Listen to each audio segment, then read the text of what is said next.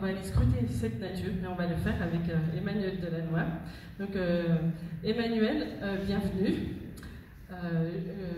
C'est l'occasion, peut-être aussi déjà, on va te présenter, de te remercier, de vous remercier avec l'OFB de participer aussi à cette session dans ces conditions-là, parce que c'est le partenariat aussi qui nous permet de t'avoir avec nous dans les conditions qui sont inédites. Merci Emmanuel, merci aussi à Vincent Rollet de l'Agence régionale de biodiversité aussi, ici présent. Emmanuel, donc bienvenue, je suis contente et heureuse de t'accueillir ici. Tu es compagnon de la CEC depuis le début, depuis le 2020. Et tu as 25 ans d'expérience, entreprise et biodiversité. Il est co-auteur de la fresque d'économie régénératrice. Il est l'un des pionniers du biomimétisme en France et inventeur du concept permaéconomique. Et depuis quelques semaines, Emmanuel a rejoint, en tant que chef réseau territoire et entreprise, l'Office français de la biodiversité. Bienvenue à toi Emmanuel, je t'en prie, je te passe la parole.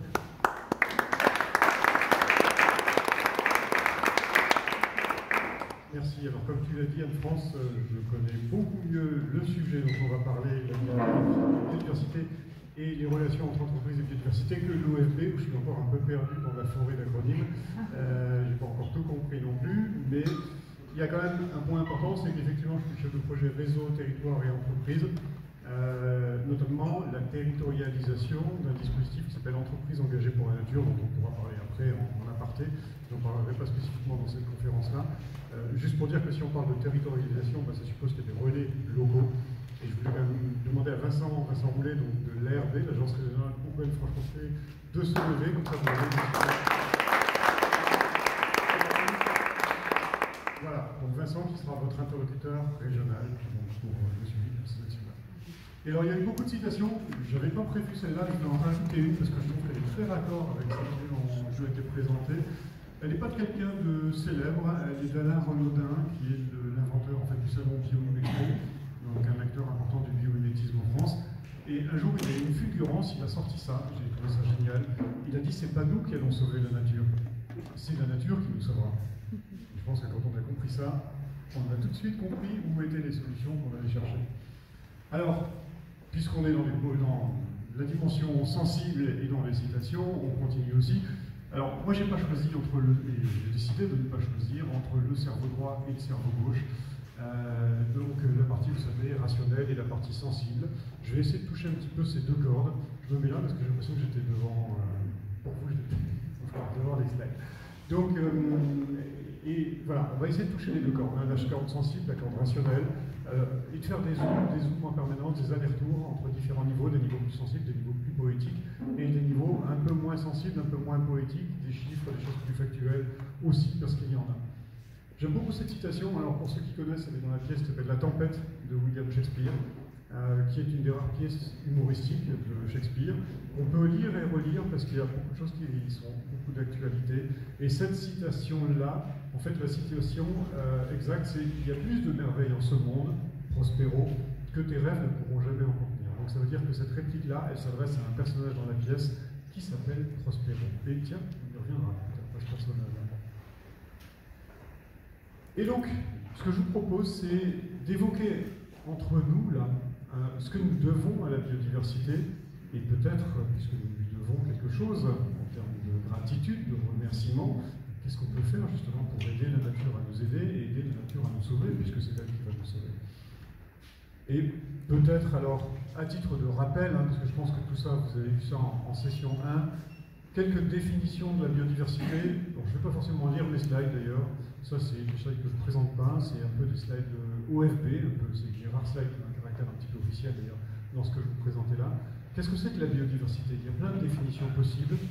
J'aime bien dire que c'est tout le vivant à chacun de ses niveaux d'expression et surtout toutes les interactions entre ces différents niveaux d'expression du vivant. C'est-à-dire que le vivant, la biodiversité, pardon, c'est la diversité génétique. La variabilité génétique au sein d'une population, au sein d'un groupe comme on est là. C'est la diversité spécifique, le nombre d'espèces dans un écosystème, dans un milieu. Et c'est la diversité écologique, la diversité des milieux, justement. Et d'ailleurs, un petit clin d'œil aussi, vous vous pensez certainement comme un individu. Mais vous savez que vous abritez dans votre enveloppe corporelle à peu près autant de cellules non humaines que de cellules humaines. Donc en fait, vous n'êtes pas un individu, vous êtes un écosystème. ambulants. Mais il n'y a pas deux personnes dans la salle ici qui ont exactement la même flore cutanée, intestinale, etc. Donc nous sommes chacun des écosystèmes différents les uns des autres. Et ça veut dire que rien qu'ici dans cette salle, on a les trois niveaux de la biodiversité qui s'expriment. La diversité génétique, on n'est pas pareil, tous les uns les autres. La diversité spécifique, parce qu'on abrite toutes ces espèces-là dans notre enveloppe corporelle. Et la diversité écologique, parce que nous sommes chacun des écosystèmes différents les uns des autres. Vous voyez que ces trois niveaux-là, ils s'expriment un peu partout de manière très fractale. Et comme je l'ai dit, les interactions sont essentielles aussi. C'est-à-dire qu'on ne parle pas de biodiversité si on ne parle pas des interactions entre les espèces. Tiens, une autre citation, François Cheng, un poète que j'adore, dit « Ce qui se passe entre les êtres est au moins aussi important que les êtres eux-mêmes ». Donc dans le vivant, c'est ça, c'est les relations qui sont au moins aussi importantes que les individus ou les espèces ou les êtres. Alors cette diversité, cette biodiversité, malheureusement, elle ne va pas bien. Et ça, vous le savez aussi, vous l'avez vu en S1. Je ne vais pas, pareil, détailler tous les chiffres qui sont là. Ce qu'il faut retenir quand même, c'est qu'on est entré, et c'est une certitude maintenant, hein, malheureusement, c'est plus une supputation, nous sommes entrés dans la 6e crise d'extinction majeure de l'histoire du vivant. La précédente a eu lieu il y a 65 millions d'années, c'est la crise d'extinction qui avait eu la disparition notamment des dinosaures, mais aussi des ammonites, beaucoup d'invertébrés, etc. Et donc, on voit bien que ce n'est pas un événement qui arrive tous les ans, quoi. Une crise d'extinction majeure, c'est plutôt tous les X millions d'années. C'est la 5e, la plus importante et moins connue, c'est celle du Permien, il y a 250 millions d'années à peu près. Et celle-là avait justement permis l'essor des dinosaures. Puis quand les dinosaures se sont effondrés, ce sont plutôt les mammifères qui ont pris la place et qui ont repris l'essor.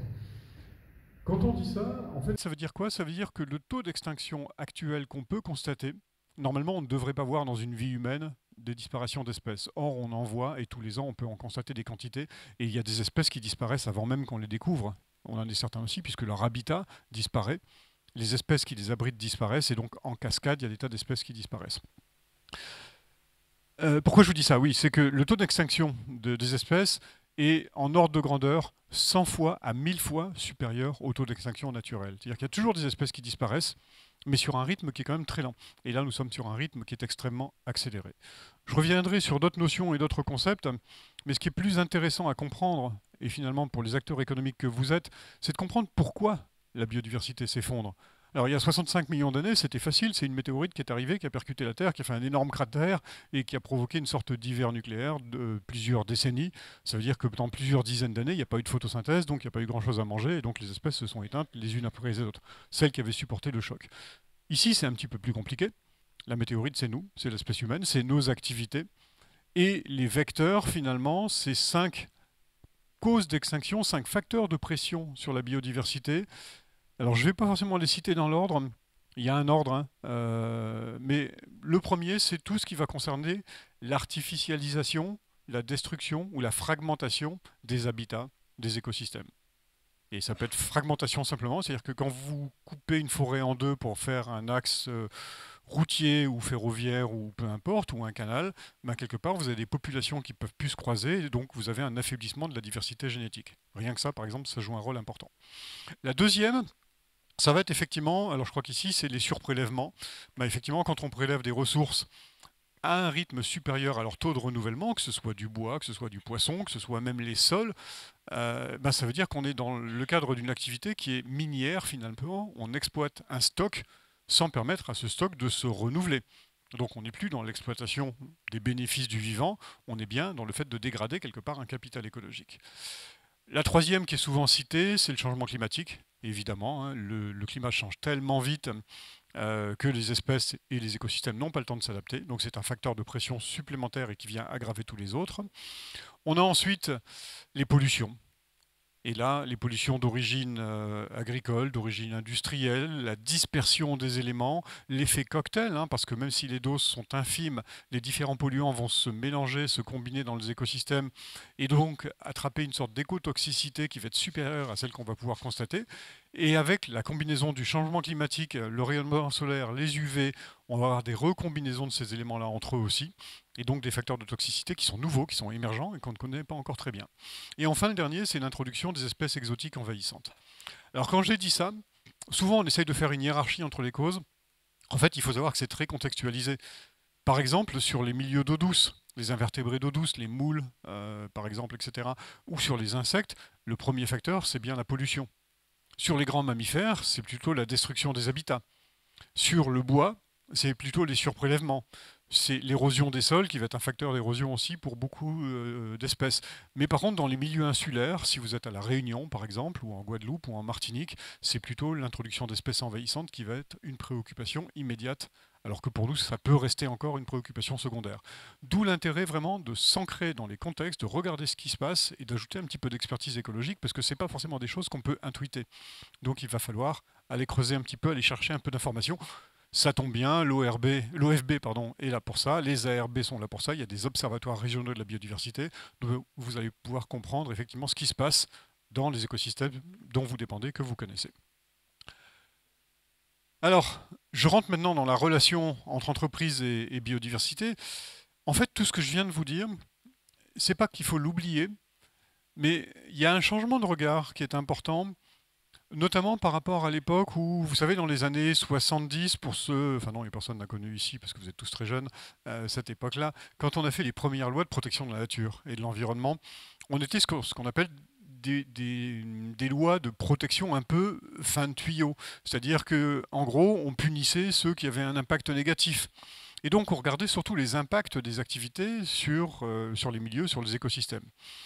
Alors, c'est bien de regarder les impacts. Le problème, c'est que la tendance, elle est quand même plutôt, quand vous êtes pointé du doigt, soit d'avoir un réflexe de déni, de dire non, c'est pas moi, ou je fais ce que je peux, hein, et puis soit un réflexe plutôt de se défausser en disant non, c'est plutôt l'autre, regardez, lui, il a beaucoup plus d'impact que moi, et moi, je peux pas faire grand-chose à mon niveau. Donc, c'est pas forcément très productif, cette idée de regarder les impacts. Ça veut pas dire qu'il faut pas le faire, hein, mais c'est pas le plus productif. Par contre, ce qui a vraiment changé la focale quelque part et le mindset, c'est dire, mais finalement, en fait, les entreprises dépendent de la biodiversité. À travers cette notion de service écologique ou de service écosystémique qui a déjà été évoquée, on comprend maintenant, et j'aurai le temps d'y revenir, que toutes les entreprises, quel que soit leur secteur d'activité, même si on est dans le service, même si on est un data center, même si on est une boîte de développement informatique, même si on est dans la communication, non seulement on a un impact direct ou indirect sur la biodiversité, on verra comment après, mais en plus, nous dépendons de la biodiversité, ne serait-ce qu'à travers les achats d'énergie. Est-ce qu'il y a quelqu'un ici qui n'a pas de facture d'énergie, n'achète pas du tout d'énergie? Bon, je vois pas de bras qui se lèvent. Mais notre énergie, elle vient bien indirectement via des services écosystémiques, parce que par exemple, il faut qu'il y ait de l'eau dans les rivières, dans les ruisseaux, dans les fleuves, pour refroidir les centrales, pour faire tourner les centrales hydrauliques, etc. Et une grande partie de notre énergie dépend directement de la ressource en eau, qui, du coup, dépend du débit d'étiage des fleuves et des rivières, qui est entretenu par l'effet tampon des écosystèmes, les zones humides, les forêts, etc. Et moins on a de forêts, moins on a de zones humides, moins on a cet effet tampon. Et donc, moins on a de relargage d'eau au moment où il y en a moins, au moment où il pleut moins. Et donc, c'est ce qui arrive que, de temps en temps, parfois, malheureusement, il faut arrêter une centrale hydroélectrique, arrêter une centrale thermique, voire arrêter une centrale nucléaire parce qu'on n'a pas assez d'eau. Et donc, il faut mettre la centrale en sécurité. Et ça nous est déjà arrivé dans le passé. Et le risque, c'est que ça nous arrive de plus en plus souvent. Donc ça va être quand même plutôt préoccupant. Donc cette notion de service écologique, on la classe généralement en 4 catégories. Donc ce qu'on appelle les services de production, c'est facile ça. C'est tout ce qui se met dans des jarres, sur des palettes, dans des boîtes. En gros, tout ce qui est tangible, sur lequel on peut coller une étiquette, mettre un prix dessus et on va mettre ça en vente sur des marchés.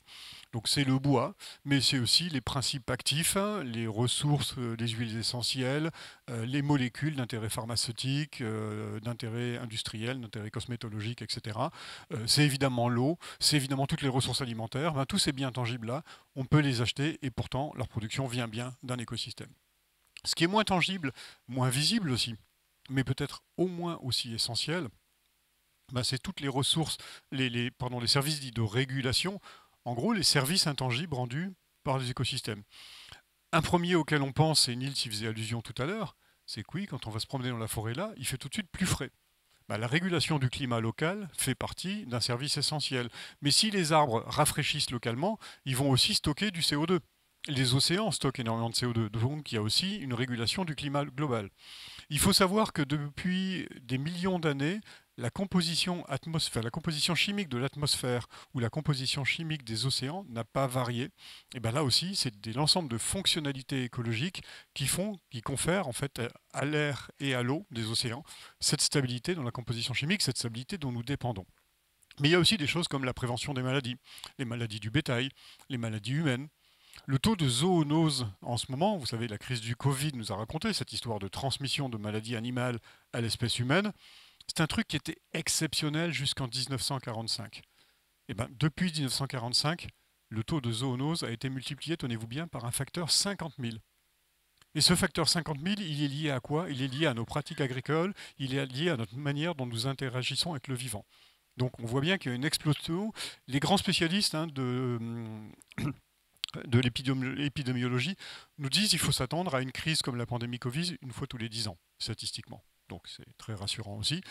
Encore une fois, si on ne fait rien, on peut changer des choses.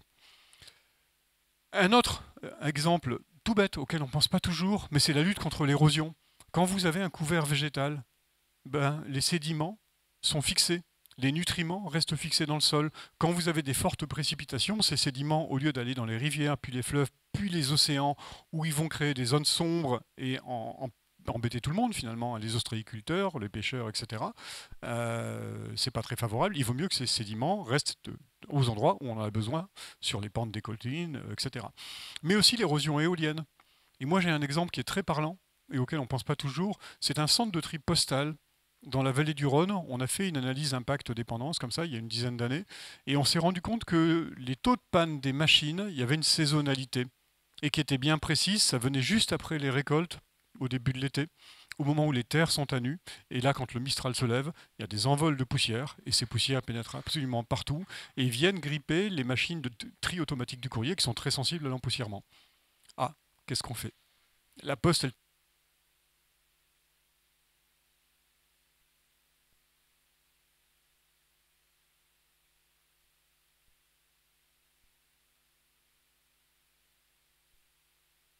un petit arrêt au stand. Voilà, c'est bon. Premier message donc, c'est que face à la biodiversité, on ne peut pas agir seul. Mais par contre, en agissant ensemble avec des acteurs du territoire, on peut faire des grandes choses. Et on a bien compris qu'il y avait une vraie vulnérabilité par rapport aux services écosystémiques. Troisième catégorie de services écosystémiques, les services, là aussi intangibles, dits culturels. Et c'est toute la manière, et vous allez peut-être pouvoir faire l'expérience un petit peu ce soir aussi, dont la nature nous fait du bien. On a pu par exemple mesurer de manière statistique et de manière assez fiable que deux malades qui avaient les mêmes pathologies, qui étaient soignés de la même manière dans un même hôpital, selon que leur fenêtre donnait sur un espace arboré végétalisé ou sur un parking ou une cour aveugle, et bien celui dont la fenêtre donne sur un espace arboré va guérir plus vite, en moyenne 25% plus vite. Ah, c'est intéressant en termes de coût pour la Sécu, mais c'est intéressant tout simplement en termes de bien-être humain. 1 heure en forêt, il paraît que ça vaut une prise de Prozac. Bon. Ça fait un très bel effet aussi sur la santé mentale. Tiens, en ces heures où la santé mentale devient une grande cause nationale, peut-être que la reconnexion aussi à la nature peut être une vraie solution à laquelle on peut penser. On parle de solutions fondées sur la nature. Là aussi, un autre exemple. Et enfin, il y a un exemple aussi auquel tiens, j'y reviendrai, mais le biomimétisme, la manière dont, comme dit Léonard de Vinci, on va chercher nos idées et nos solutions dans la nature, dont on va s'inspirer des systèmes vivants pour innover, c'est aussi un service culturel qui nous est rendu par la nature. Je ne détaille pas trop les services de soutien. Tiens, je vous montre juste un autre graphique qui représente exactement la même chose.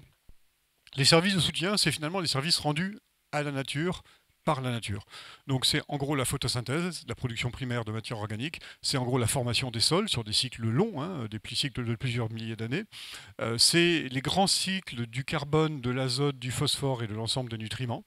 Ça c'est ce qu'on appelle les services de soutien. C'est finalement l'operating system, c'est la base du système et c'est ce qui fait tenir tout le reste. Et donc c'est l'ensemble des systèmes dont nous dépendons. Une question qu'on peut se poser, et ça a été évoqué par Niels tout à l'heure aussi, toutes les espèces remplissent dans les écosystèmes des fonctionnalités écologiques ou contribuent à des fonctionnalités écologiques. Et souvent, une même espèce contribue à plusieurs fonctionnalités écologiques, et une même fonctionnalité écologique est contribuée par plusieurs espèces. La vraie question, c'est de se dire, tiens, mais nous, espèces humaines, ou nos entreprises, à quelle fonctionnalité écologique est-ce que nous contribuons? On peut commencer à réfléchir un tout petit peu et explorer cette piste-là. Alors ça, c'est un travail que j'avais fait il y a une bonne quinzaine d'années, un peu plus que ça, presque 20 ans, oula, ça ne me rajeunit pas. Non, presque 10 ans. Donc c'était en 2016, à la demande d'une ministre de l'Environnement de l'époque, qui justement m'a dit nous, à l'écologie, à Roquelaure, on peut faire des choses, mais tant que on n'arrive pas aux portes de Bercy. Mais vous savez, il y a le fameux verrou de Bercy où on nous dit bon, vous êtes gentil avec vos histoires d'environnement, mais l'important c'est l'économie quand même. Et donc elle m'a dit mais donnez-moi des arguments pour dire que la biodiversité c'est important aussi en termes économiques. Donc j'ai dirigé des groupes de travail multidisciplinaires, mais avec autant d'écologues que d'économistes, et on a cherché à comprendre finalement quelle était la contribution de la biodiversité à la richesse nationale. Et là où on est arrivé, c'est que finalement, on s'est rendu compte que les secteurs qui dépendent directement de la biodiversité, l'agriculture, la foresterie, la pêche, mais aussi le tourisme, une partie de la cosmétique, mais aussi les entreprises du paysage, eh bien c'est 275 milliards d'euros de chiffre d'affaires, donc 82 milliards d'euros d'exportation. Et ça représente 1,5 million d'emplois. Ah, on commence à arriver à des gros chiffres, ça devient assez significatif. Et puis on s'est rendu compte aussi que, indirectement, si on regardait les chaînes de valeur, si on regardait l'amont et l'aval, par exemple, évidemment, si vous prenez la production agricole, derrière, il faut regarder l'industrie agroalimentaire, la transformation, la distribution, etc. Et bien là, on se rend compte que 80% de l'économie française dépend de la biodiversité et de ses services écosystémiques. Et donc, 80% des emplois en France sont menacés par la dégradation des services écosystémiques. Ah, on se dit, tiens, finalement, là, même pour les plus sceptiques, hein, la biodiversité, ça commence à devenir un sujet sérieux. Il faut qu'on regarde ça de plus près. Et en plus, on s'est rendu compte que c'était un excellent investissement. C'est-à-dire que les activités qui sont vraiment ciblées protection de la nature et de l'environnement, typiquement, alors à l'époque l'AFB n'existait pas encore, l'OFB non plus, mais les agents des parcs nationaux, mais les guides nature, mais le secteur associatif, la recherche scientifique, le génie écologique, ben, toutes ces activités-là, c'est quand même 35 000 emplois à l'échelle de la France, c'est une contribution au PIB national à hauteur de 2,5 millions d'euros. Et surtout, on s'est rendu compte que chaque fois qu'on investissait 1 million d'euros dans la biodiversité, ça générait 19 emplois. En général, des emplois plutôt peu qualifiés, mais on a besoin de ces emplois-là aussi. Et surtout des emplois qui sont non délocalisables, parce qu'évidemment, ce sont des emplois dont on a besoin dans les territoires. C'est le meilleur taux de retour en termes de création d'emplois qu'on puisse avoir dans l'utilisation de l'argent, public comme privé d'ailleurs. Donc c'était extrêmement intéressant. C'est ce qu'on appelle des taux de conversion. Hein. On sait que quand on investit 1 milliard d'euros dans l'IA, ou 1 milliard d'euros dans l'automobile, ou 1 milliard d'euros dans l'aéronautique, ça va générer 0,2, 3, 10 ou 19 emplois. Donc voilà, ça vous donne une idée des ordres de grandeur. Le vivant maintenant, qu'est-ce que c'est? C'est quoi cette histoire? Mais justement cette histoire, si on parle d'histoire, ça veut dire qu'il y a une histoire du vivant. Vous savez, à l'école, on peut parler d'histoire naturelle. C'est une histoire qui remonte à 3,8 milliards d'années. Allez, on va arrondir à 4 milliards d'années. C'est une histoire qui nous dépasse largement, qui permet de remonter très loin dans le temps. Et justement, c'est ce qui se passe un petit peu, c'est, voilà, ça c'est un peu comme un arbre généalogique. Vous savez, quand vous êtes dans un arbre généalogique, et tiens, ceux qui ont vu ou lu Harry Potter, là, il y en a un moment dessiné sur un mur, comme ça, on part du bas, le bas c'est ce qui est autour, là, et quand on remonte dans l'arbre généalogique, on remonte d'une génération, on arrive aux ancêtres, etc., 2 générations. Et bien là, sur des milliards et des milliards de générations, chaque fois que 2 branches se rencontrent, en fait, on arrive à l'ancêtre commun de 2 espèces. Et donc, tout au milieu, il y a l'ancêtre commun de tout ce qui vit aujourd'hui sur Terre. Et cet ancêtre commun, donc il a vécu, il y a 3,8 milliards d'années, peut-être 4 milliards d'années. Il n'a pas laissé de traces fossiles, mais il a laissé des traces métaboliques. Il a laissé une empreinte de son passage qu'on peut détecter aujourd'hui. Et puis surtout, il y a ce qu'on appelle les horloges génétiques. On est capable de calculer la dérive génétique des espèces et de comprendre finalement quel est l'intervalle entre l'apparition de nouvelles espèces et l'ancêtre commun de ces nouvelles espèces. Donc on peut corroborer tous ces chiffres-là. Et c'est assez intéressant, on arrive vraiment à ça. Cet ancêtre commun, on l'appelle LUCA, Last Universal Common Ancestor. Pourquoi je vous raconte cette histoire-là? Parce que c'est là qu'on va venir à ce qui est intéressant. LUCA, quand il est apparu il y a 3,8 milliards d'années, à partir de ce qu'on appelle une soupe prébiotique, hein, des éléments chimiques qui se sont combinés entre eux, et la vie est apparue de tout ça, dans des conditions très particulières, certainement pas les conditions dans lesquelles on aimerait vivre aujourd'hui, mais peu importe. Cette cellule qu'on appelle maintenant LUCA, elle était adaptée à son environnement. Et donc l'histoire aurait pu en rester là. On pourrait encore avoir aujourd'hui, après des milliards d'années, une seule espèce qui prospère, qui prolifère, qui peuple toute la Terre, qui peuple tous les milieux, mais qui serait donc un organisme invisible à l'œil nu, un être unicellulaire. Pourquoi, à votre avis, est-ce qu'on est arrivé à cette espèce de foisonnement où on a des dizaines de millions d'espèces aujourd'hui? Et encore, quand je dis des dizaines de millions d'espèces, je ne compte que les espèces multicellulaires, celles qu'on peut voir à l'œil nu, notamment, tiens, tous les animaux qui sont là, les champignons qui sont là, toutes les plantes qui sont là. C'est-à-dire que ce qui est en violet et ce qui est en vert, là, ce n'est pas des choses qu'on voit, c'est des bactéries ou des archées. C'est des êtres invisibles à l'œil nu. On aurait pu en rester là. On aurait pu ne jamais avoir cette biodiversité à laquelle on pense quand on pense biodiversité, qui est l'ensemble des plantes, des animaux, des champignons et de tous les micro-organismes. Est-ce que quelqu'un a une piste, une idée? Alors je vous rassure, depuis que je pose cette question, ça a dû m'arriver 2 ou 3 fois qu'on trouve la bonne réponse tout de suite. Ah. Le milieu a peut-être changé parce qu'il y avait trop de... Ouais. Alors le milieu a pu changer. Mais si le milieu avait changé et que l'espèce n'avait pas changé, ben, l'espèce aurait disparu. Elle ne serait plus adaptée à son milieu. Elle a muté. Pardon? Elle a muté, donc.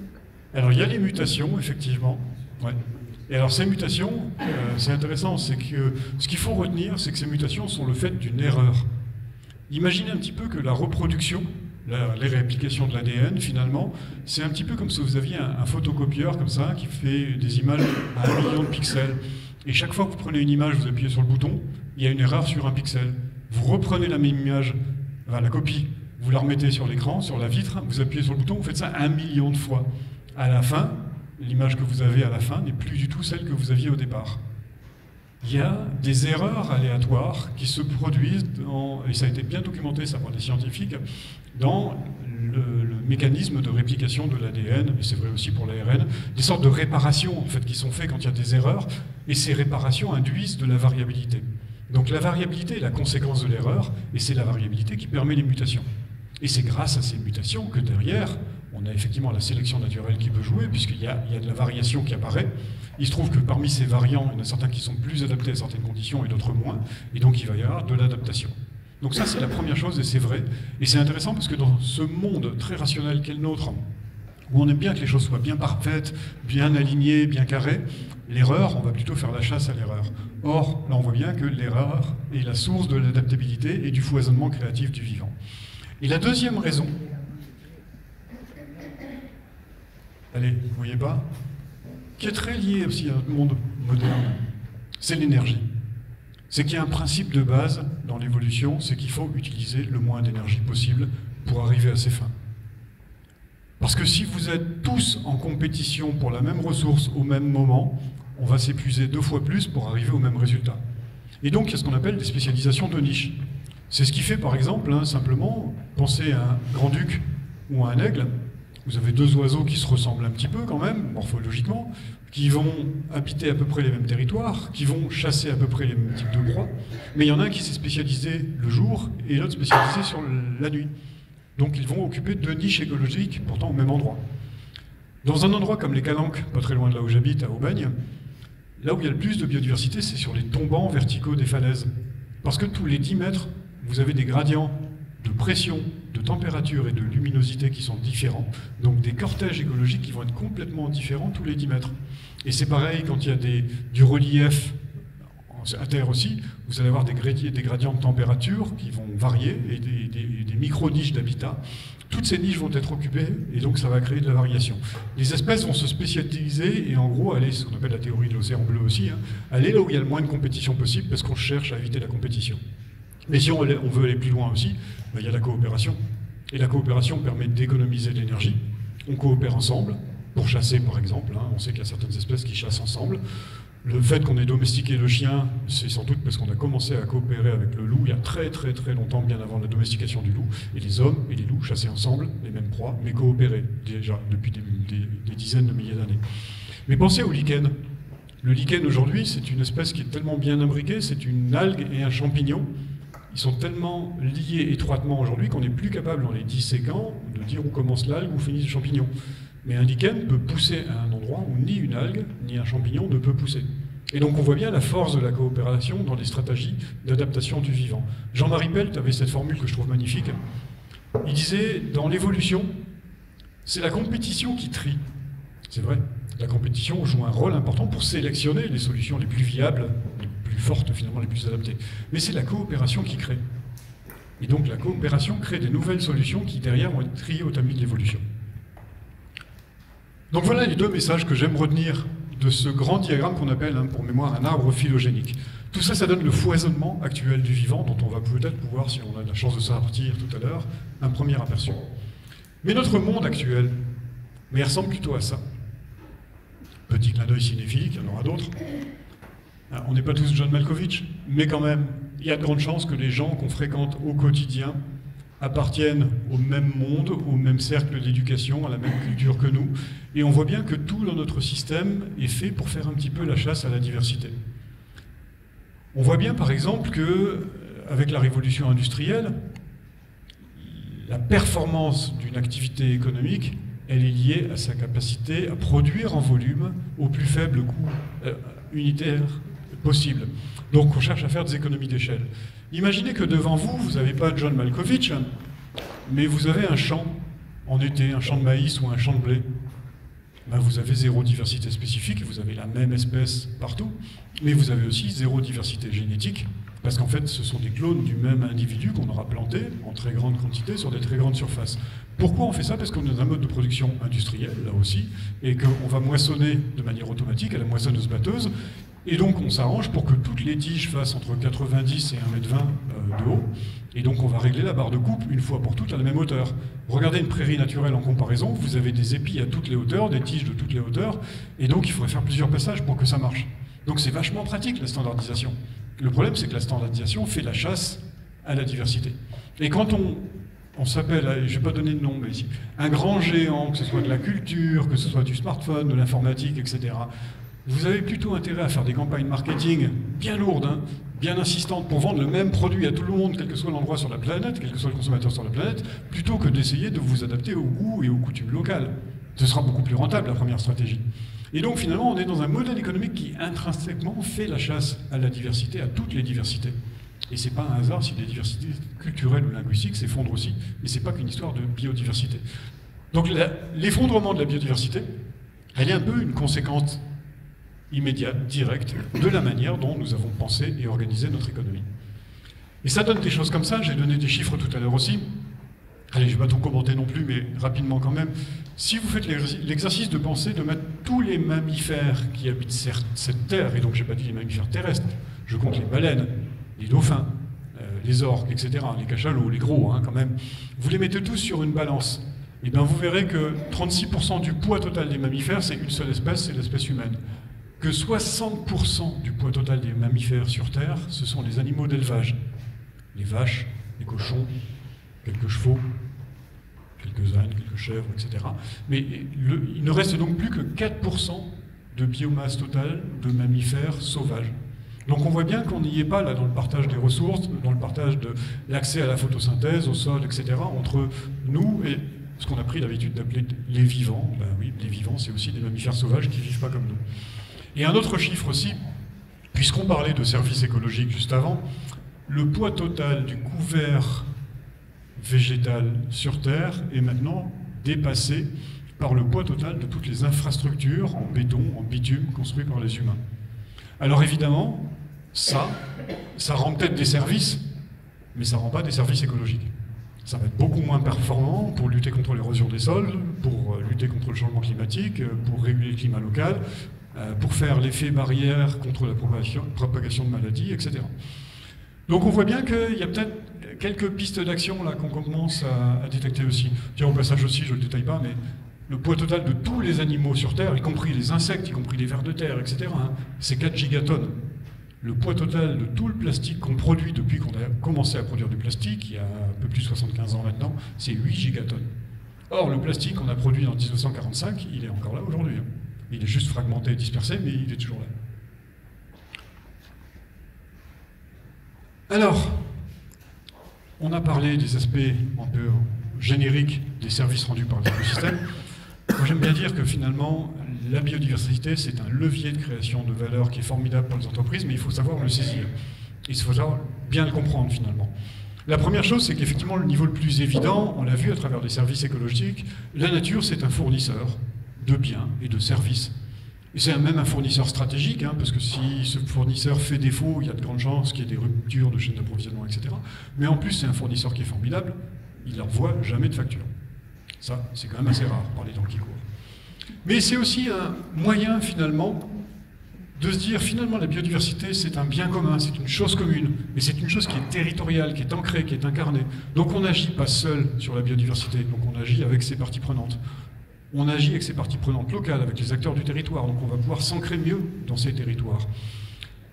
On va pouvoir mobiliser les collaborateurs, on va pouvoir mobiliser les clients, on va pouvoir mobiliser l'ensemble des fournisseurs et des acteurs de la chaîne de valeur. Ben, c'est peut-être des pistes de coopération nouvelles qu'on n'aurait pas explorées si on n'avait pas exploré ce sujet de biodiversité. C'est une manière aussi d'inspirer votre innovation, évidemment. Et enfin, le dernier point, et c'est peut-être le plus important pour moi, on l'a vu, hein, on est dans une période de tension. On est dans une période qui est devenue un peu imprédictible, tout peut arriver du jour au lendemain, il peut se passer plein de trucs qu'on n'est pas anticipé, et ça peut arriver, et on a vu beaucoup de changements dans les 10-15 dernières années, on en verra encore beaucoup, je ne suis pas prospectiviste, il n'y a pas besoin d'être devin pour ça, dans les 10-15 prochaines années aussi. L'improbable va arriver. Et bien pour faire face à l'improbable, il faut être agile. Pour être agile, il faut être ancré dans le réel, et donc il faut prendre en compte la complexité du réel plutôt que d'essayer de s'en affranchir. Or, nous sommes plutôt dans un mode de pensée réductionniste, qui est l'héritage direct du siècle des Lumières et même de la pensée positiviste du 19e siècle, où on avait cette espèce d'illusion, une bonne partie de la science est encore orientée comme ça, que pour comprendre les choses, il fallait couper un petit morceau pour pouvoir les regarder au microscope, et on avait l'impression qu'en comprenant les éléments, on aurait de la vision d'ensemble. En fait, souvent, non, on perd la vision d'ensemble. Il faudrait arriver à une sorte de vision systémique qui réintègre la complexité, qui réintègre justement les relations entre les éléments, qui sont au moins aussi importants que les éléments eux-mêmes. Et ça, c'est un nouveau mode de pensée, donc un mode de pensée qu'on appelle systémique. Là, il se trouve que l'écologie, il se trouve que les sciences du vivant, l'écologie, hein, sa vraie définition, c'est la science des relations entre les êtres vivants. Si on veut appréhender la complexité, la porte d'entrée du vivant est une des meilleures portes d'entrée qui soit. Et ça veut dire que dans un monde variable, instable, imprévisible, peut-être que s'intéresser à la biodiversité, c'est aussi apprendre des leçons qui nous permettront de piloter autrement les entreprises et de faire de la stratégie autrement, beaucoup plus agile, beaucoup plus ancrée justement dans ce monde d'imprédictibilité. Et tiens, un petit tip que je vous donne comme ça, un petit truc, la manière dont on peut mobiliser ses salariés. Eh bien, il se trouve que, je ne sais pas combien de salariés vous avez, si il y a des grandes entreprises ou des TPE, etc. ici, parmi vos salariés, il y a certainement des chasseurs, des pêcheurs, des naturalistes amateurs, des botanistes, des ornithologues. Il y a des gens qui ont des compétences en biodiversité. Et vous ne le savez pas. Et bien peut-être que d'inventorier ces compétences de vos salariés que vous ne connaissez pas, que vous n'avez pas encore identifiées, ça peut être un excellent premier pas pour mobiliser tout le monde et puis vous dire, mais en fait, on est capable de faire plein de choses. On sait beaucoup plus de choses que ce qu'on a conscience de voir. Ce travail-là, je l'ai fait avec EDF, par exemple. On a découvert sur un seul site des dizaines de collaborateurs qui étaient dans des associations, qui étaient des amateurs, etc. Et ça nous a beaucoup aidé pour la suite. Alors, agir ensemble maintenant, comment on fait? Ben, on le verra, d'abord on n'agit pas seul, hein, mais j'y reviendrai encore un petit peu plus tard aussi. L'idée c'est d'abord effectivement de travailler sur les compétences, à travers d'abord le recensement des compétences qui sont là, mais aussi le renforcement des compétences. Et là ça va dépendre de quoi on parle. Est-ce qu'on est sur des compétences de manager, de dirigeant? Est-ce qu'on est sur des compétences d'un conducteur de travaux, par exemple, où ce n'est pas les mêmes compétences? Ça va dépendre du poste de travail. Donc on va contextualiser tout ça. C'est aussi miser sur les acteurs, miser sur les réseaux, et essayer d'identifier, et ça vous en parlerez en S4, c'est ça, mobiliser son écosystème, identifier localement quels sont les réseaux sur lesquels vous allez pouvoir vous appuyer. S5, pardon. Et donc là, les institutions, l'ARB comme ça, au passage, au hasard, mais des associations avec lesquelles vous allez pouvoir travailler. Et enfin, il y a l'idée de ne pas être trop arrogant et d'être plutôt modeste et de se dire, on va se tromper certainement, on va prendre des décisions, on va tester des trucs, mais sur les trucs qu'on va tester, ben, c'est classique, c'est darwinien, il y a des choses qui vont échouer, et ben c'est pas grave, c'est pas un problème de se tromper, mais il vaut mieux peut-être faire des tests à petite échelle sur, par exemple, un domaine d'activité stratégique, sur un segment de clientèle, sur un site, et puis si ça marche, tant mieux, on réplique et on diffuse ailleurs. Si ça marche pas, on va essayer d'apprendre de l'échec et on va faire du Rex. mais pas forcément vouloir tout de suite déployer à grande échelle, c'est sûrement une grande recette pour l'échec, ça. Et la déception, surtout. Tiens, j'aime bien aussi poser une autre question. Qu'est-ce que vous voyez là? Des arbres. Et des arbres ensemble, quand on a beaucoup, comment on appelle ça? Une forêt. Bon. Moi, je vois une ville. Et je vois une ville, je fais un parallèle facile, mais je vois une ville qui est d'abord beaucoup plus inclusive que nos villes à nous, parce que nos villes à nous, elles sont faites pour une seule espèce, et ça, c'est une ville qui fournit des habitats à des quantités d'espèces différentes. C'est une ville qui va pouvoir produire sur place son énergie à travers ces petits panneaux photovoltaïques, là, les feuilles, qui font de la photosynthèse et qui convertissent l'énergie du soleil en sucre, en nutriments. Et cette énergie, elle va être distribuée localement par des réseaux de distribution trophiques, le fait qu'on mange des feuilles, etc., ou par des réseaux de distribution souterrains qui vont passer par le mycélium, qui vont passer par les interconnexions des racines entre les arbres, etc. Donc une ville qui produit sur place son énergie, qui la distribue sur place. C'est une ville qui recycle l'ensemble de ses eaux sur place aussi. Parce que les plantes, contrairement aux animaux, elles ne peuvent pas se déplacer, donc elles ne peuvent pas aller boire à un endroit et aller faire pipi à un autre endroit. Elles font tout sur place. Et donc les plantes ont développé une chimie, par alliance souvent avec des champignons, des bactéries, etc., pour retraiter tout ce qu'elles exsudent.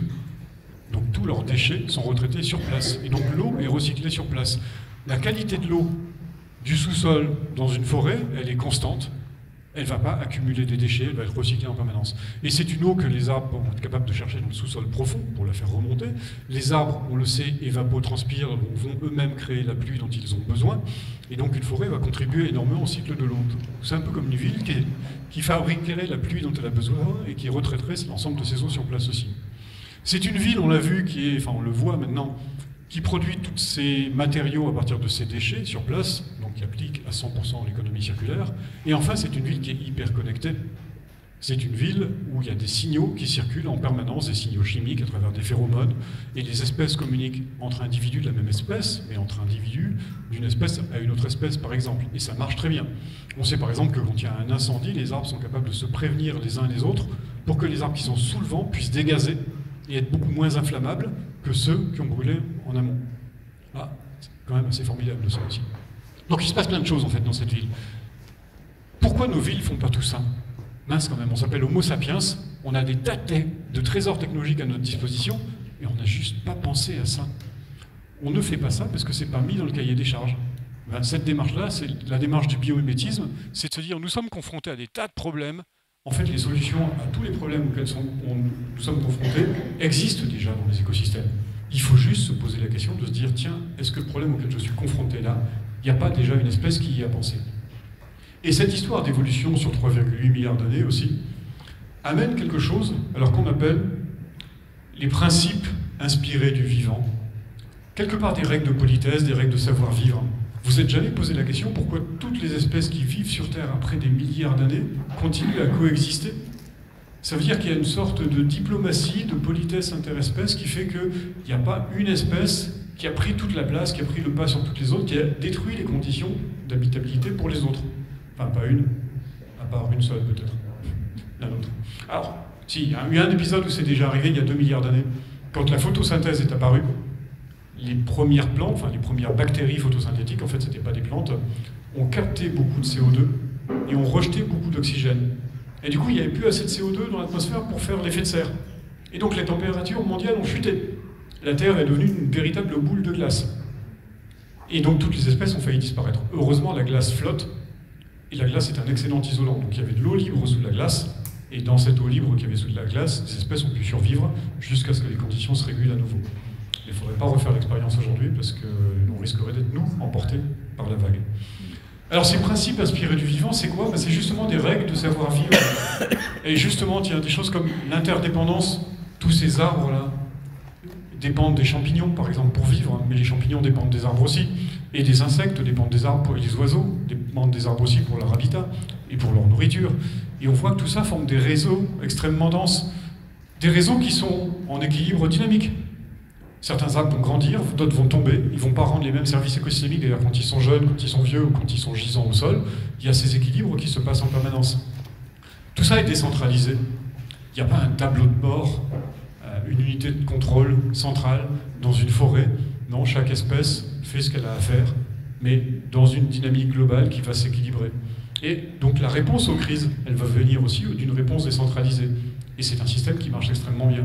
Et d'ailleurs, les militaires savent très bien le faire. Hein. On sait que dans la caserne, c'est très hiérarchisé, très pyramidal, mais sur le théâtre d'opération, comme on dit, c'est pas chacun pour soi, mais c'est ta mission, tu la remplis, tu n'attends plus d'ordre de personne, il n'y a plus de communication de toute façon.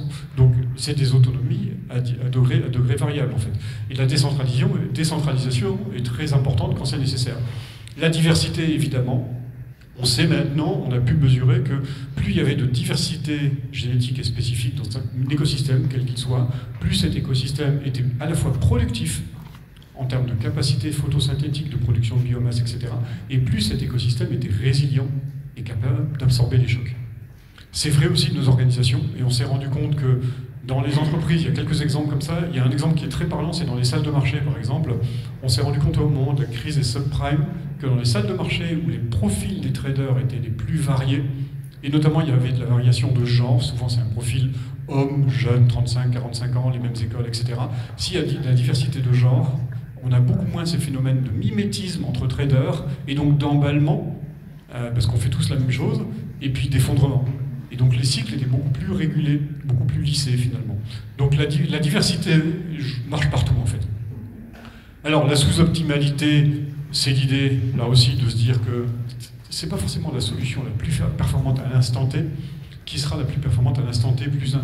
Donc gardons des réserves, gardons-en sous la pédale. Il y a une entreprise qui m'expliquait à Cluny d'ailleurs, il n'y a pas très longtemps, que dans son portefeuille de fournisseurs, elle ne gardait pas que les meilleurs, parce qu'elle avait compris que certains fournisseurs, à un instant T, étaient capables d'être extrêmement performants, mais qu'il y en avait d'autres qui étaient un peu moins performants. On les gardait quand même, on leur passait quand même de temps en temps une commande, parce qu'on sait que la relève peut venir d'eux un jour ou l'autre. Il y a des cycles, il y a des variations comme ça. Est-ce que je détaille tout? Pas de déchets, ça paraît assez évident. La croissance limitée, on sait que les arbres ne montent pas jusqu'au ciel, donc il y a des limites évidemment. La singularité, hein, chacun a sa partition à jouer, chacun a son identité, et l'identité. La singularité s'articule très bien, contrairement à ce qu'on pourrait penser d'ailleurs avec la diversité. Et enfin, la création continue. C'est aussi l'idée, on trouve ça dans les principes de la permaculture, par exemple, c'est utiliser les contraintes avec agilité et se servir finalement des contraintes comme levier de création et de réponse intelligente à des crises qui peuvent arriver. Voilà quelques exemples de ces principes du vivant. Et cette démarche-là, c'est ce qu'on appelle le biomimétisme. Alors, le biomimétisme, pour vous le lire, l'idée c'est de Janine Benyus, hein, de dire c'est d'abord une manière, une approche, et maintenant une méthode, j'y reviendrai, c'est l'espèce de loupe d'infini que vous avez à gauche, qui nous permet de nous inspirer des systèmes vivants pour trouver des solutions aux problèmes auxquels on est confronté. Mais c'est aussi une philosophie qui nous invite à reconsidérer notre relation au vivant, parce que derrière, on va se rendre compte que finalement, on est parfois un petit peu arrogant, comme ça, à vouloir imposer notre logique au système vivant, mais qu'on a beaucoup de choses à apprendre, et peut-être beaucoup de leçons d'humilité à avoir aussi. Et cette méthodologie-là, que je ne vais pas détailler, hein, mais il y a des formations, ça prend 8 jours, je crois, le CBio s'en organise. Le CBio, c'est le cluster des agents du biomimétisme en France. C'est juste pour dire qu'il y a une méthodologie de design structuré en biomimétisme. Donc c'est pas un truc qui s'improvise, c'est un truc qui s'apprend maintenant. Mais l'avantage maintenant, c'est qu'il y a des véritables biomiméticiens avec des formations. Et donc ils peuvent parler le même langage, ils peuvent parler à des ingénieurs, et on est capable d'avoir des méthodes qui arrivent à des résultats. Peut-être un truc à retenir quand même, c'est que le biomimétisme, il ne faut pas voir ça comme un catalogue de solutions, mais plutôt comme une nouvelle manière de poser des questions. Et poser la bonne question, c'est souvent beaucoup plus important que d'essayer de trouver un raccourci vers la réponse. Et c'est là qu'on a des fausses bonnes idées, c'est là qu'on a des intuitions, on se révèle que ça ne marche pas après, etc. Donc ça, c'est un point important. Alors pour penser maintenant, quelques outils, évidemment j'en ai déjà donné quelques-uns quand même, mais alors déjà quand vous allez creuser vos feuilles de route sur la biodiversité, vous allez commencer je crois assez rapidement, vous allez faire ce qu'on appelle un diagnostic biodiversité, vous allez regarder où sont vos impacts sur la biodiversité, notamment à travers la contribution de votre activité aux 5 facteurs de pression de l'IPBES sur la biodiversité, mais aussi où sont vos dépendances vis-à-vis de la biodiversité, de quels services écosystémiques vous répondez. Et en fait, souvent, s'il n'y a pas une personne ici qui lève le bras en disant « moi, je n'ai pas de relation avec la biodiversité », j'ai très souvent ça, c'est que vous êtes vraiment un public exceptionnel. En général, comme ça, intuitivement, on se dit, ouais, je ne suis pas dans une activité connectée directement au vivant, je suis dans la métallurgie, je suis un data center, je suis dans l'informatique, je suis dans les services, etc. Peut-être, ok. Ben, vous êtes là. Vous êtes l'entreprise. Les services écosystémiques, ils sont là, donc il y a les services d'approvisionnement, les services culturels et les services de régulation.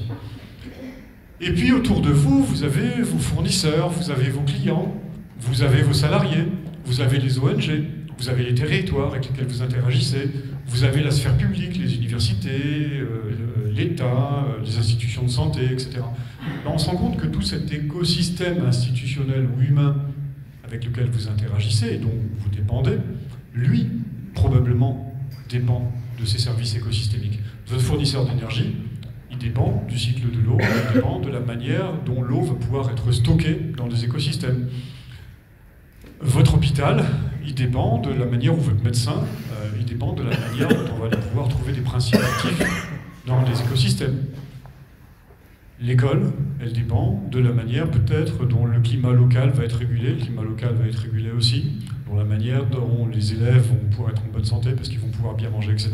Et derrière, ça fera des gens que vous allez pouvoir recruter et des futurs collaborateurs.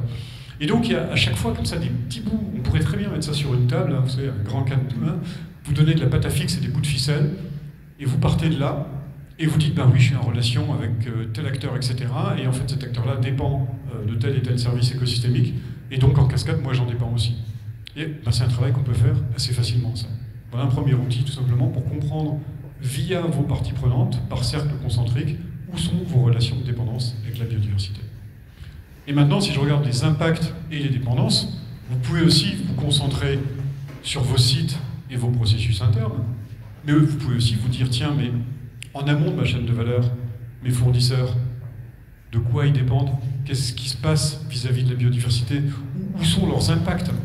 Par exemple, j'achète beaucoup, j'en sais rien moi, d'aluminium, de tôle d'acier, etc. Ça, c'est produit par des aciéries, et derrière, il y a du minerai qui va être extrait, etc.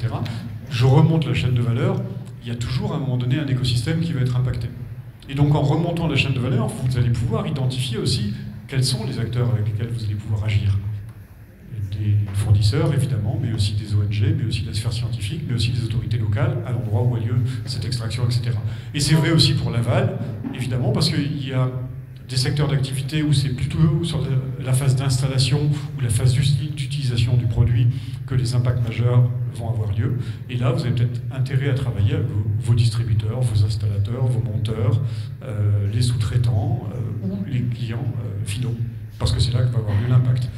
On a eu, par exemple, dans le programme Entreprises engagées pour la nature, un fabricant de piscine pour les particuliers, où on s'est rendu compte qu'évidemment, l'essentiel de l'impact des piscines, c'est pas le process de fabrication, c'est plutôt l'utilisation de la piscine et des produits d'entretien, etc. Donc c'est plutôt vers l'aval qu'il va falloir agir. Et donc on identifie à chaque fois des personnes. Alors il y a des outils pour faire ça, vous allez les découvrir après. Là, je ne vous montre pas le détail des outils, mais il y a des méthodes. Alors la CEC, on parle beaucoup de régénération aussi. C'est beau ce mot-là. Alors je ne vais pas rentrer non plus dans trop le détail, mais peut-être régénérer quoi, parce que c'est une question importante qu'on va se poser. C'est régénérer tout ce qui est système vivant. Et ces systèmes vivants, ça peut être les personnes, ça peut être les sociétés, et ça peut être l'ensemble des écosystèmes vivants non humains, qu'ils soient gérés par l'homme ou non gérés par l'homme, dont nous allons dépendre, avec lesquels nous allons interagir. Et moi j'aime bien la phrase de Mark Twain, et c'est drôle parce que parmi les intervenants précédents, quelqu'un a dit presque la même chose. Mark Twain disait, vous savez, il y a ceux qui voient les choses comme elles sont, et ceux qui voient les choses comme elles pourraient être. Mais en fait, la régénération, c'est ça, c'est de se poser la question de se dire, à chaque niveau, à chaque échelle, est-ce que ce système exprime son plein potentiel? Est-ce que les collaborateurs dans mon entreprise expriment leur plein potentiel de création de valeur, de créativité, de contribution finalement à la prospérité de l'entreprise? Est-ce que les fournisseurs, est-ce que les entreprises du territoire avec lesquelles j'interagis expriment leur plein potentiel? Et est-ce que les écosystèmes dont nous dépendons expriment leur plein potentiel? On voit bien qu'évidemment, non. On voit bien qu'évidemment, ils ont été simplifiés, ils ont été abîmés, ils ne sont pas du tout en capacité aujourd'hui d'exprimer leur plein potentiel. Qu'est-ce qu'on peut faire pour créer les conditions pour que l'ensemble de ces systèmes expriment leur plein potentiel? En permaculture, c'est typiquement le genre de question qu'on va se poser, c'est de dire, je pars de l'existant, mais cet existant-là, en fait, il pourrait être toute autre chose. Qu'est-ce qui manque Comment je peux l'aider à l'accompagner pour exprimer son potentiel là? Ben, la permaéconomie, c'est de la permaculture, hein, c'est pas plus loin, c'est les principes de la permaculture, et c'est notamment aider effectivement chacun de ces systèmes à exprimer leur potentiel. Autre question, on est toujours dans les outils pour penser. Vous savez, il y a cette phrase du comte de Lampedusa dans Le Guépard, à une période de grande instabilité politique, là aussi, qui se pose la question et qui se dit, mais il faut que tout change pour que rien ne change. Ah, ça veut dire que derrière, il y a plusieurs questions. Il faut que tout change, d'accord, mais pour que rien ne change. Donc ça veut dire quoi? Ça veut dire qu'est-ce qui ne doit pas changer, qu'est-ce qu'il faut préserver. Et souvent dans notre rapport au changement, on parle de changement, donc on parle de changer des choses. Mais ok, mais changer pourquoi? Changer pour préserver quoi? Remettons les choses dans l'ordre, posons-nous d'abord la question de ce que nous voulons préserver, de ce que nous voulons garder. Et donc pour préserver ça, de ce à quoi nous sommes prêts à renoncer, ce que nous sommes prêts à changer éventuellement par rapport à nos habitudes, et enfin, se dire, par rapport à la situation actuelle, quels sont les changements qui sont souhaitables.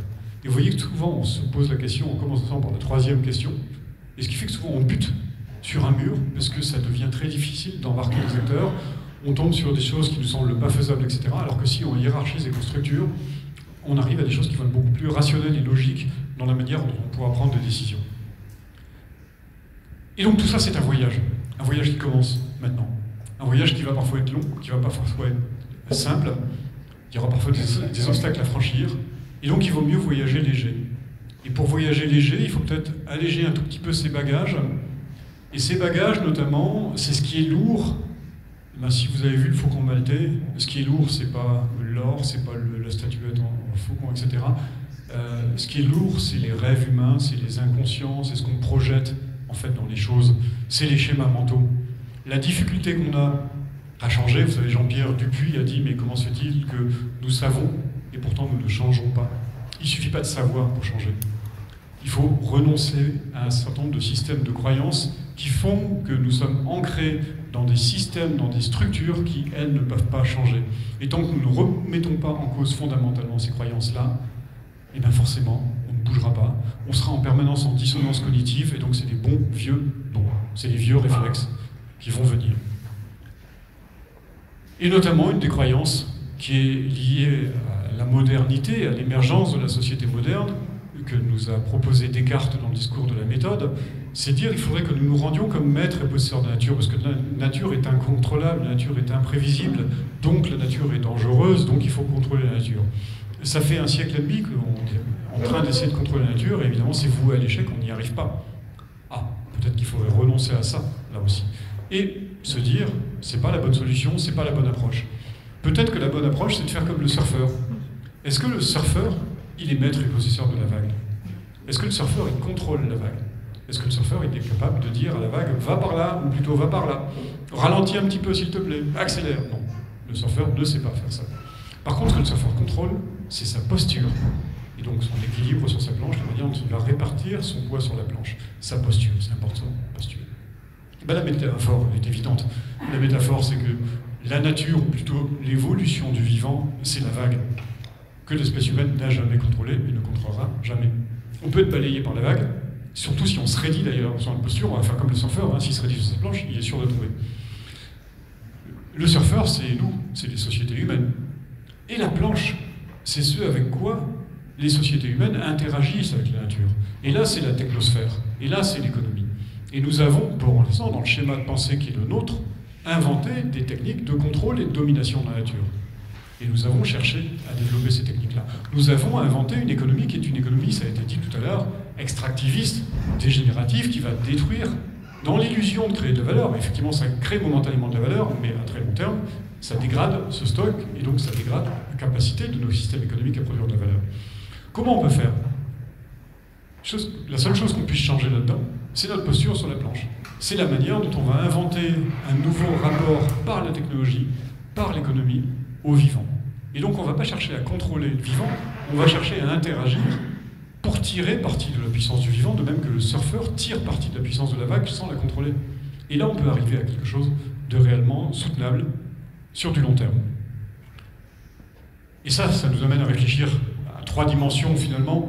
La dimension de biocompatibilité, c'est ce qu'on sait faire avec l'éco-conception, on commence à bien maîtriser maintenant, c'est l'innocuité des produits, des substances, etc., sur les organismes vivants. L'éco-compatibilité, c'est la manière dont on va pouvoir aménager le territoire de manière durable, en gardant des continuités écologiques, en gardant des dynamiques écologiques et des pleines fonctionnalités écologiques. Encore une fois, le plein potentiel des écosystèmes. Et l'évo-compatibilité, alors, c'est la manière dont nous allons impacter ou non des trajectoires évolutives des espèces aujourd'hui, ou des trajectoires évolutives des écosystèmes. Parce que les écosystèmes et les espèces ont besoin de bouger, ont besoin de changer, ont besoin de se transformer.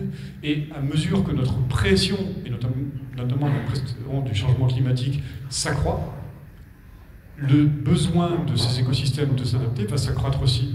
Donc n'essayons pas de freiner leur adaptation, n'essayons pas de les contrôler, au contraire, laissons-les exprimer leur pleine potentialité, leur pleine créativité. Les écosystèmes trouveront des chemins pour s'adapter, si on les laisse faire. Il faudra suivre ces chemins-là et s'en inspirer, ça va nous aider grandement pour la suite. Et donc c'est une manière d'assurance vie finalement sur l'avenir. Et je vous ai parlé tout à l'heure de Prospero, notre personnage dans La Tempête de Shakespeare. Un Prospero, c'est l'étymologie de prospérité. Un prospérité, c'est pas, contrairement à ce qu'on entend souvent, l'accumulation de biens techniques, de moyens financiers, de moyens d'agir. Nous sommes dans une époque où l'humanité a plus de richesses qu'elle n'en a jamais eu à sa disposition. On peut parler de la répartition, mais le fait est là. Nous avons beaucoup de richesses à notre disposition. Nous sommes à un moment historique où jamais l'humanité n'a autant eu de moyens techniques pour agir sur son environnement.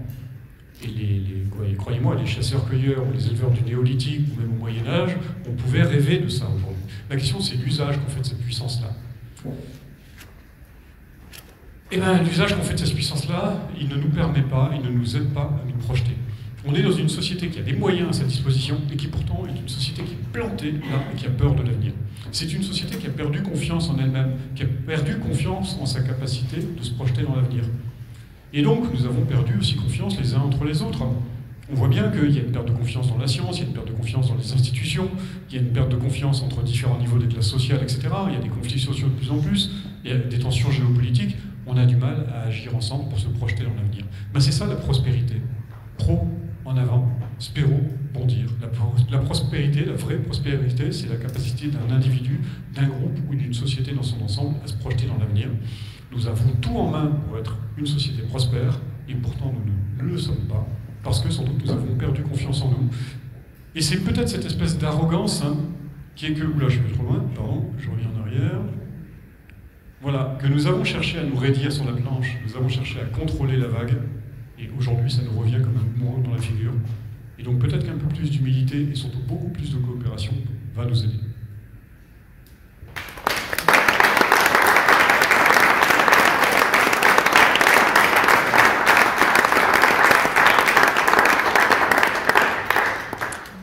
Merci Emmanuel. Et j'imagine que vous avez des questions pour Emmanuel. Et c'est le moment de pouvoir poser vos questions.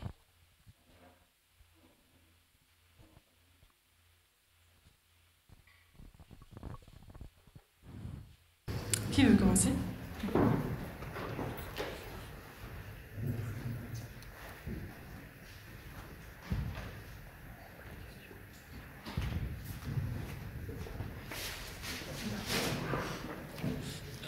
Merci à nouveau pour votre présentation. Claude Armancier, je travaille à Grand Besançon Métropole. Ma première question, elle est comment, pour commencer, on sort de l'essentialisation de la notion de biodiversité? Parce que j'ai l'impression qu'on est dans l'incantation de le vivant, de la biodiversité, on a des mots qui sont à la mode, et en même temps, quand il s'agit de passer au plus concret, vous l'avez dit à plusieurs reprises, il faut s'inscrire dans des contextes locaux, et c'est ce pas entre l'essentialisation de la notion globalisante et le contexte local qui est compliqué. Alors comment on peut débuter? Très bonne question. Alors il y a des outils pour ça, encore une fois, donc je ne vais pas détailler tous les outils qu'on diffuse à l'OFB, puis il y en a plein d'autres que vous pouvez trouver. Je crois que la CEC en a déjà à vous proposer, et il y en a d'autres qu'on va pouvoir faire en coopération d'ailleurs très rapidement. Donc déjà, appuyez-vous sur les outils et les méthodes éprouvées qui existent. La deuxième chose qui est simple, c'est à comprendre aussi que, en fait, chacun a un rôle à jouer dans cette partition-là. La biodiversité, il y a des experts. C'est un sujet qui est, alors je vais bien dire qu'il n'est pas compliqué, mais il est complexe. Et donc il faut être capable de l'appréhender. Donc il y a de l'ingénierie écologique, de l'expertise écologique, il y a des savoirs naturalistes qu'il faut être capable d'identifier. Et donc c'est clair qu'on ne va pas vous demander à vous de faire un inventaire faune-flore, de faire un inventaire écologique, des études d'impact, etc. Par contre, ce que les entreprises maîtrisent bien, c'est quelle est leur contribution aux facteurs d'érosion de la biodiversité. Et je vais faire un parallèle qui va vous sembler évident une fois que je vous l'aurai dit. C'est quand vous faites un bilan carbone dans votre organisation, vous ne mesurez pas votre impact sur le changement climatique, vous mesurez votre contribution à un facteur de pression sur le changement climatique. Vos émissions de CO2 viennent se cumuler à celles de tout le monde, et trop de CO2 ou de méthane, d'équivalent carbone dans l'atmosphère, fait qu'il y a un effet de serre qui va être augmenté. Votre contribution à l'érosion de la biodiversité, elle se fait à travers les 5 facteurs de pression sur la biodiversité de l'IPBES. Donc, encore une fois, artificialisation, fragmentation, pollution, changement climatique, surprélèvement, etc.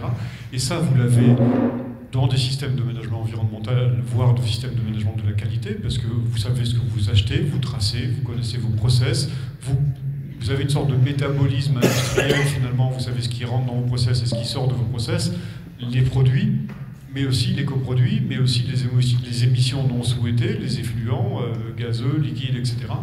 Tout ça, c'est votre contribution. Et ça, vous êtes capable de la mesurer. Et donc, d'être capable de faire cet inventaire-là, mais de le relier à la biodiversité, parce qu'aujourd'hui, on peut le faire sans le relier à la biodiversité, donc ça nous permet d'identifier des leviers d'action, ça va vous permettre d'identifier des leviers d'action. Et éventuellement, même nécessairement, des partenaires avec lesquels vous allez pouvoir agir.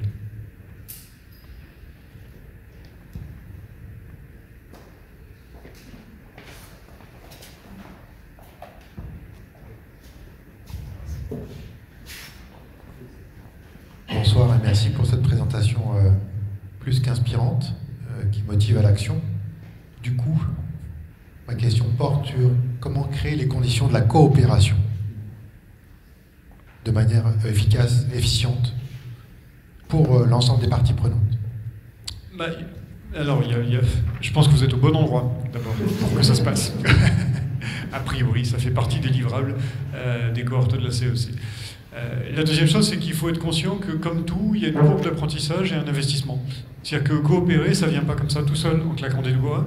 Il y a une période où on apprend à se connaître et on apprend à être efficace. Donc il y a toujours un moment où on a une perte d'efficacité, je devrais plutôt faire comme ça, avant qu'on revienne à l'équilibre et que finalement on regagne ensemble en efficacité. C'est ça la coopération. Donc c'est accepter effectivement ce temps d'apprentissage et ce temps de rodage de la coopération et de l'équipe en coopération. C'est aussi identifier les bons partenaires.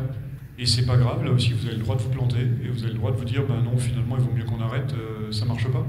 Mais c'est comme un contrat de travail, parfois en bonne intelligence, on se dit on n'y trouve pas notre compte, on arrête, comme un contrat de prestation ou de sous-traitance aussi, et on se tourne vers autre chose et ailleurs. On a le droit. On a le droit de se tromper, mais surtout on a le devoir d'apprendre des erreurs pour en tirer quelque chose de plus. Et peut-être que le dernier moyen, c'est quand même et c'est une nécessité aussi, c'est de formaliser les choses. C'est-à-dire que la coopération, on n'est pas dans le monde des bisounours, donc ça veut dire qu'à un moment donné, il y a des échanges, il y a des contreparties, il y a des flux, il y a du temps qu'on va passer. Ça doit être formalisé quelque part, et il doit y avoir une contractualisation de tout ça, et donc des objectifs partagés. Et donc des indicateurs d'atteinte des objectifs. Et je dis ça parce que, par exemple, dans les stratégies d'écologie industrielle, vous savez, c'est cette histoire des déchets des uns qui sont les ressources des autres, où on s'échange des flux j'en sais rien, de cendres, de gypse, d'eau chaude, de boue organique, etc. Ça marche bien à condition qu'il y ait vraiment des engagements réciproques et qu'on puisse savoir ce que l'autre va faire. Donc il y a une obligation de transparence, de partage d'informations. Si toi tu changes tes process, il vaut mieux que je le sache un petit peu à l'avance pour que je puisse m'adapter aux changements et aux conséquences que ça va avoir. La coopération pour la biodiversité, c'est pareil.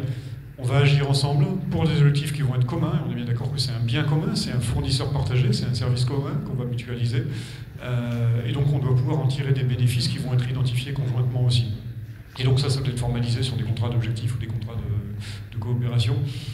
Ce qui est important, c'est que ça permet de sortir de cette logique un peu court-termiste, ou que j'ai trop souvent rencontré aussi, c'est qu'il y a des gens qui font des choses géniales sur un site industriel par exemple, et puis comme ces gens-là sont bons, ils s'en vont ailleurs, ils font un plan de carrière et ils sont mutés et ils vont ailleurs.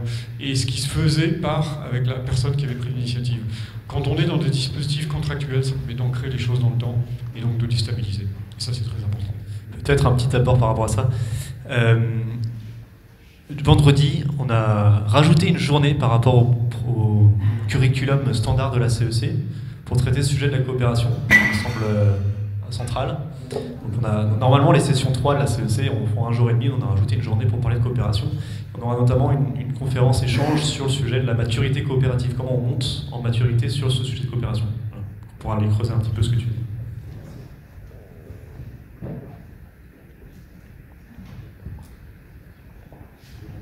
Marion. Merci. Pourquoi uniquement 80% des entreprises dépendent du vivant? Super. Parce qu'effectivement, on pourrait tout à fait se dire, c'est 100%, parce que si on ne mange pas, qu'on ne respire pas, qu'on ne boit pas, on est tous morts, il n'y a plus d'économie. On pourrait dire ça. L'approche qu'on a eue, elle a été un peu différente. Je ne veux pas dire plus rationnelle, hein, c'est rationnel aussi de dire ça. On a pris simplement les listes de ce que les entreprises achetaient et on a fait le lien avec ce qu'elles achètent et des services rendus par les écosystèmes. De même que quand on a essayé de calculer les retombées, on a regardé ce que les entreprises achetaient comme prestations, comme fournitures, etc.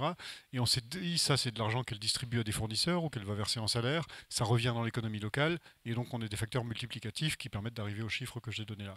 Donc c'est des abacs et des métriques économétriques en fait qui permettent de calculer ça. Là où je suis beaucoup plus sceptique, c'est alors quand la Banque Centrale Européenne, par exemple, dit 75% des entreprises européennes sont concernées directement par la biodiversité, on est dans le même ordre de grandeur que ce qu'on arrivait nous en 2016, avec des méthodes sûrement moins robustes, hein, parce que ça a progressé depuis quand même, mais surtout la France a une économie qui est beaucoup plus agricole, primaire, que l'ensemble des pays européens, donc finalement c'est normal qu'on arrive à 80% et que ce soit 75% en Europe. Quand par contre le World Economic Forum dit 50% du PIB mondial dépend de la biodiversité, là je ne sais pas d'où ça sort. J'ai pas compris, j'ai toujours pas compris. C'est plus ou c'est tout, mais 50% ça me paraît pas satisfaisant.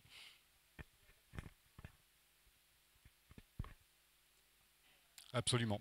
Absolument. Si on intègre les collaborateurs, les humains qui travaillent, et même les clients, hein, sans clients, il n'y a pas de part de marché, encore une fois. Donc oui, c'est ça. J'arrive à un petit point que je n'ai pas mentionné en conférence, je profite, je le rajoute, puisque je parlais du World Economic Forum, ils ont fait un autre truc qui est quand même vachement intéressant aussi, c'est de demander aux chefs d'entreprise, alors les gros, hein, les Bezos, les Musk, c'est des grandes multinationales, quels étaient selon eux les 10 principaux risques immédiats, à court terme et à 10 ans.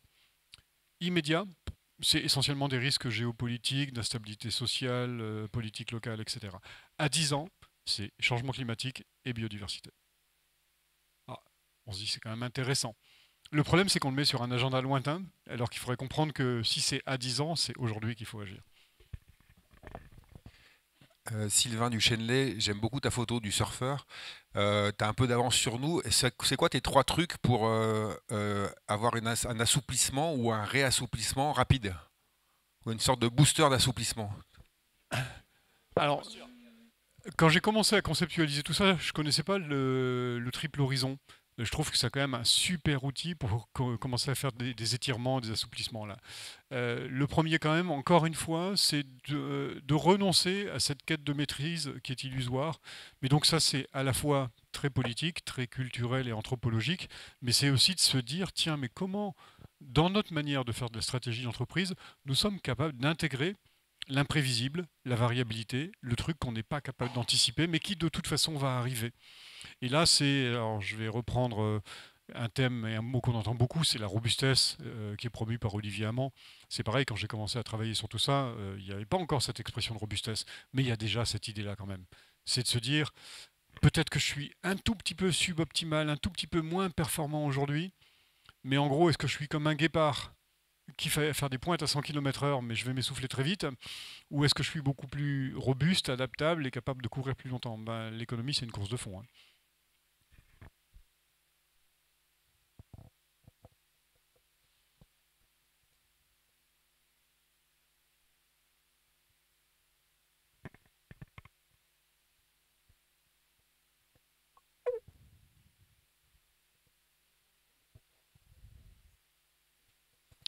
Emmanuel, est-ce que tu peux nous parler un petit peu d'entreprise engagée pour la nature, s'il te plaît? Avec grand plaisir. Alors, entreprise engagée pour la nature est donc un dispositif qui est mis en place et qui est promu par l'OFB, qui est donc en cours de déploiement et de territorialisation pour être pris en charge de manière complémentaire par les agences régionales pour la biodiversité. Donc il y a 4 ARB pilotes, donc l'ARB Bourgogne-Franche-Comté fait partie. Je veux dire que ça se caractérise par un processus d'abord, qui est d'abord un processus d'adhésion. Pour adhérer, je signe une charte dans laquelle je m'engage à respecter un certain nombre de principes assez simples. Vous pouvez trouver la charte. Il y a un site Entreprise engagée pour la nature, tout simplement, vous allez pouvoir trouver ça. Et notamment, je m'engage à déposer sous 1 an un plan d'action. Ce plan d'action doit répondre à des critères qu'on appelle SMART. Alors c'est spécifique, mesurable, atteignable, enfin vous connaissez un petit peu le truc, voilà, et qui sont la manière dont finalement on va pouvoir évaluer la pertinence de ce plan d'action et sa viabilité finalement. Et l'autre point important, c'est que dans le côté spécifique, on attend que chaque entreprise dépose au minimum 2 actions. Même si c'est une TPE, elle va déposer 2 actions. Et la première action doit être une action dite cœur de métier. Donc elle a fait d'abord son diagnostic, impact dépendance. Cœur de métier, c'est mes dépendances critiques, mes impacts critiques liés à mes process ou mes activités vitales, finalement, la manière dont mes modes de production, mon modèle économique, etc., je vais pouvoir le repenser, l'aménager pour impacter moins la biodiversité ou pour renforcer les services écosystémiques dont je dépends. Ça, c'est la première chose. Et la deuxième action va être ce qu'on appelle une action complémentaire, qui, elle, peut ne pas être en lien direct avec mes impacts. Et donc là, ça peut être une action de partenariat avec une association locale. Ça peut être le cofinancement d'un sentier découverte de nature. Ça peut être la contribution à la restauration d'un écosystème dégradé. Ça peut être des choses comme ça. Ça peut être des week-ends de mobilisation des salariés. Donc des choses qui sont moins en prise directe, mais qui sont nécessaires. Rien ne vous empêche de faire plusieurs actions de type 1. Ça, c'est possible. Mais par contre, vous ne pouvez pas faire que des actions complémentaires. J'ai tout dit, j'ai oublié des choses. Ah bah voilà, il y a quelques petits flyers qui sont là. Voilà. Et ce que j'ai pas dit, c'est qu'effectivement, une fois que vous avez déposé votre plan d'action, là il y a un jury. Votre plan d'action, quand il est validé, vous n'êtes plus seulement entreprise adhérente, vous êtes entreprise engagée pour la nature et vous avez le droit d'utiliser un logo dans vos déclarations RSE, sur votre site à la page engagements environnementaux, etc. Donc c'est un dispositif de reconnaissance. J'ajoute à ça que je travaille sur un sujet qui est complémentaire, mais qui n'est pas complètement anodin non plus, c'est les achats des collectivités et la biodiversité. Et ça veut dire qu'on va évidemment promouvoir les achats labellisés et la reconnaissance des entreprises qui s'engagent en faveur de la nature. Donc c'est une incitation supplémentaire peut-être. Ce ne sera pas un sésame pour passer des marchés publics, mais c'est peut-être une manière qui fera que votre offre sera regardée autrement quand même.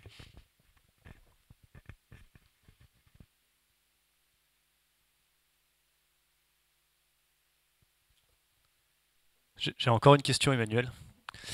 On entend beaucoup que pour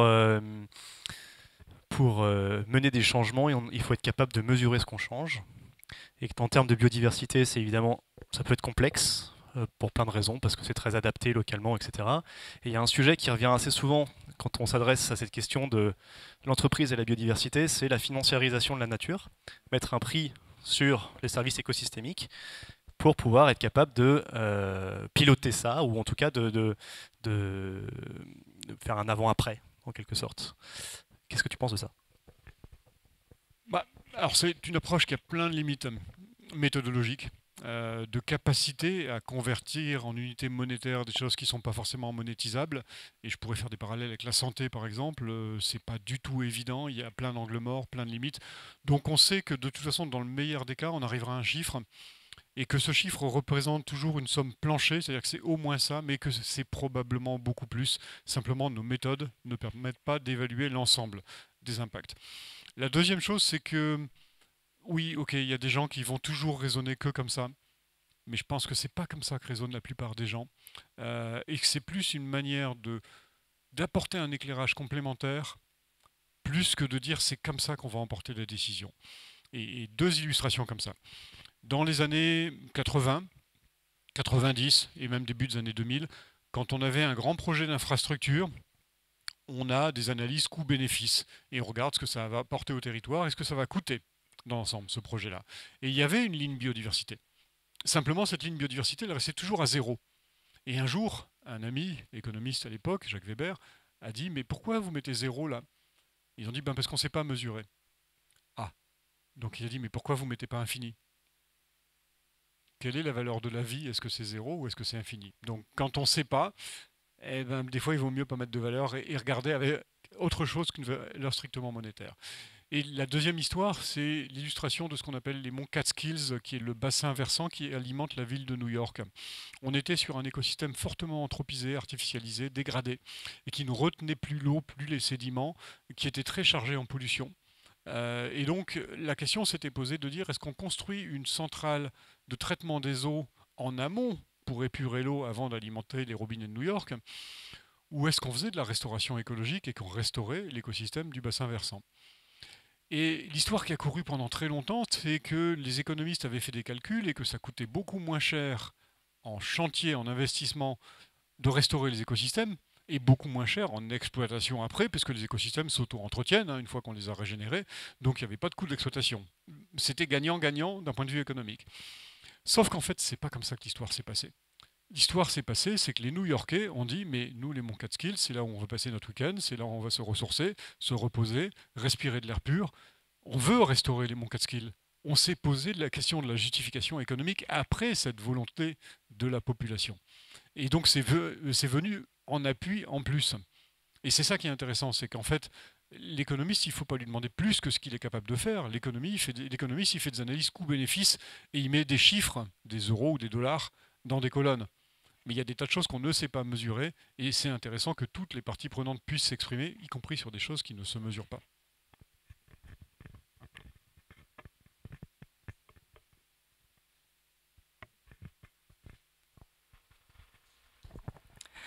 Merci Emmanuel. Merci beaucoup. Merci beaucoup.